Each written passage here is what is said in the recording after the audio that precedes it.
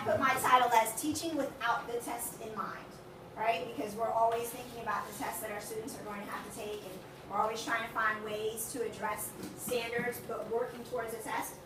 Being that I'm picking to do project-based learning in the 4th 9 weeks, we don't have to think about the test. We can just think about the standards that we want to address. Okay, so can someone tell me what their group came up with as a definition for project-based learning? Yes.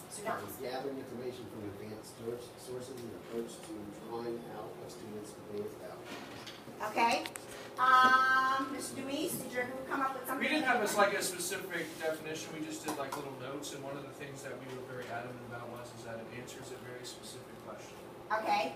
Can project-based learning be used to not just answer a question, but possibly to fix something that we already are knowledgeable about? Like, let's say, for example, an action plan, right? In history, we talk about different action plans, how you work within the community. And if you were to say, there's a street that you know that kids get hit often because there's no street light. Could that be something we could use for project-based learning? In problem solving, you also said that you allow for the creativity of the method that gets presented. So you give them And that's what's the most important Say thing, you're is the doing option. something for a unit or objective, whatever topic it is. You give them the video option, you give them the PowerPoint option, the written option, or the artwork option. There's not all You types provide of them with a menu, learners. a menu of things Yeah, that they can choose you from. give your steps and your expectations and your rubric or whatever you're trying to accomplish. Whether they're trying to do the Life of Pi presentation like they were doing, and they were summarizing the story. Some of them did the poster option, some might have done the PowerPoint option, some wanted to write just the essay option. So you give the visual learners and the hands-on learners those options. You know, because everybody's not going to give the project presentation the same way. The same way. Okay, well, the working definition that I found was project-based learning is a teaching method in which students gain knowledge and skills by working for an extended period of time to investigate, respond to a complex question, problem, or challenge. There are different phases in project-based learning. So you have, what is the driving question or challenge? What is it that you want them to answer? What is it that the final goal? What is the standard that you want to address? Okay, because our standards aren't just listed as you need to know such and such, because then that would just be total recall. But how the standards are based is that they usually say investigate or inquire. You know, so you want students to go and look for information to answer the question that they might possibly have or that you have for them in preparation for the standard. Then you have the need to know, inquiry and innovation, something new. The whole point of project-based learning is critical thinking skills, coming up with something new, a new way of addressing a question that you might already have or a standard that you're addressing in class. 21st century skills. Why is this one really important when it comes to project-based learning? That revolves around technology. It doesn't necessarily mean they have to give a PowerPoint, but it's how they gather that information and knowing how to use those 21st century skills to address that question. Okay, student voice and choice. Like she was saying, this is the opportunity to use your voice to make your choices, providing them with a menu of all these different things that they could pick from to answer this question, not saying you have to write a paper. I have to say I get tired of writing papers. My doctor, I hate them. Okay? Or a PowerPoint. PowerPoints are nice, but you know what? They get a little tired too. But you can do a wiki. You can make a fake Facebook page. We did that for presidents. So there are so many different ways that you can. One did an Yeah. actual interview on, they were doing something on civil rights and terrorism, whatever, and he interviewed someone to make it seem like they were interviewing the issue about terrorism, and he taped it. He showed me on his iPhone how they did it. It was cool. And he filled the objectives of the Bill of Rights and what we were talking about civil rights, but he picked a specific issue. Feedback and revision. Now this part is important because feedback oftentimes, especially when it comes to like big summative projects, we wait to get feedback. You don't know along the way how you're doing. Are you really answering that question? But when you're doing project-based learning, feedback is almost continuous. It's constant because you're working on a final project. So there are pieces and components. And if you break it down in pieces and components, then the final project always ends up better than, you know, here's what you have to do, hand this to me on Friday, good luck. Well, I agree with that, and I've never really had such a struggle with that component because my students do it step by step. But here I find students are like, because I do that in speech class with the writing process, and I let them this time choose an essay or a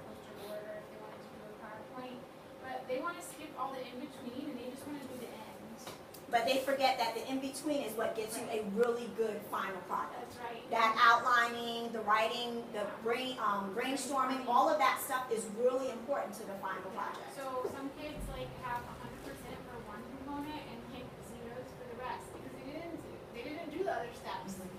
And then when I did the PowerPoint, because I did a PowerPoint, and they were supposed to choose their product, they were supposed to brainstorm their product, and they had to answer those 9 questions, which were outlined. And then they were supposed to take those 9 questions and put into a PowerPoint.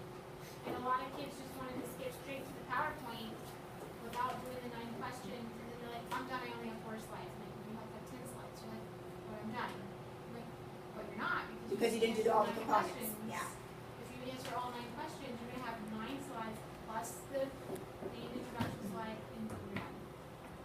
And the last part is where you say publicly presented product. This is where you're presenting. You don't necessarily need to be like presenting before the class, but a presentation in some way, shape, or form. Whether it be presenting your PowerPoint, reading, your monologue out loud, whatever it may be, but a presentation so that you can show others that you've mastered this, you understand. You didn't just plaster it on a poster and give it to me, but you can actually talk about it, because if you can talk about it, you got it, okay? The essential elements of PLB. Significant content. It's important that you're covering content that is important, okay? At its core, the project is focused on teaching students important knowledge and skills derived from the standards and key concepts at the heart of academic subjects. So what are the key concepts that your children need to walk away from in your classroom, and that's what your PBL should be based on. 21st century competency. We've talked about this. Knowing how to problem solve, think critically, collaborate. It doesn't have to be an individual project. You can make it a group project. You can work with up to 3 people. Communication, creativity, and innovation, and those are all skills that are important in any job. In any job that you do. And we're preparing kids not just for college, we're preparing them for the real world.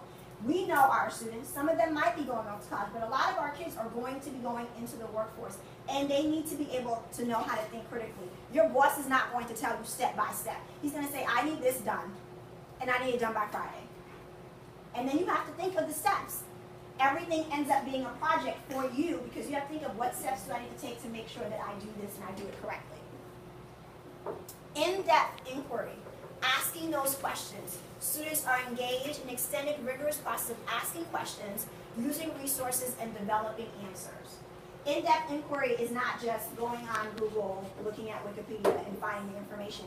In-depth inquiry might require you to open a book, ask some people, talk to someone, doing research beyond Wikipedia, especially when you ask for multiple sources, and that's what you definitely want to do. Hey, yeah, I want you to give me multiple sources. I need more than one website, and I need you to use at least one textbook or one book. I've always forced my kids to use at least one book, because otherwise they will go on the internet, find all the information that they can, and then they're done. They haven't really read anything. But when you look at a book, you kind of have to read it. Even if you have to read the table of contents to find out where the information is, you still have to read it a little bit, okay? Wikipedia is not, bro. I mean, I could create Because my anyone own. can go in to it and change it. But it still is one of the fastest ways of It's one of the fastest ways to get a jumping point. But you can look at the bottom. And It's a great jumping point. It's a great place where you can say, I want to know information about this, and then from there, go and find the sources that they have. Because they often, especially if it's a good Wikipedia page, at the bottom they have the sources that they got That's what the I tell my information. students, because anyone can contribute to Wikipedia. Yes, they have fact checkers, but it takes time for them to catch the mistakes. Yes, sir? And another bad source that I'm getting tired of it is like the Webster's Dictionary thing. And about.com is They are horrible as well. not, they are not okay definitions at all.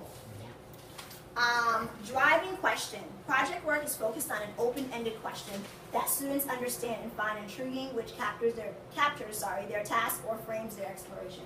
What this means is that it's not a question that can be answered with just yes or no. Do you agree or do you disagree? They're just going to be like, well, I disagree. This is the why. This is, project-based learning is the why. It's the backup of whatever your opinion may be, whatever the topic may be. You might have a really strong opinion upon this, but I need you to show me. Show me where this information is correct, because in researching, you might find out what you think it is really isn't what it is. And our students often find out that they're wrong when we ask them to go look for that information. But when we're just saying, just tell me what you know, tell me what you think, that's great to begin, but you need to be able to back it up. Need to know. Students see the need to gain knowledge, understand concepts, and apply skills in order to answer the driving question. Create project products, beginning in an entry event that generates interest and curiosity. Voice and choice, like we said before, giving them a voice and giving them an opportunity to make the choice in the way that they present the material that they've learned. Because they've now learned this information and they want to present it. You get a much more positive, concrete product when you do that. Yeah. And then there's not so much resilience to the other requirements you would have. Because they picked it. Yeah, You it's didn't an require open it. door or something, so it's worth it. Critique and revision is really important. It's oftentimes I think it's important for kids to critique and revise on their own and then go to someone else. I believe in the talk to three before you talk to me. Go ahead, talk to someone else. Ask them what they think. Ask them for their opinion. Ask your classmates to critique it. Tell them what the question was and ask them, did I answer this question? Because if they think you didn't answer the question, I'm pretty sure I'm going to think you didn't answer the question. My favorite is Dijon Cloud. We had a debate whether they turned in their final product this week, and I said, okay, now you're going to tell me what your topic was, you're going to tell me what your position is, and then we'll debate it. So Dijon Cloud is like, yeah, mine was, should police officers be held to a higher standard? And he's like, no, because you're just like us. I said, honey, I don't think you understand. You're confusing two different concepts. The police officers are held to a higher standard, but your question is, should they be allowed to do things that civilians aren't allowed to do? That's your real question. He's like, I'm done. I already told you.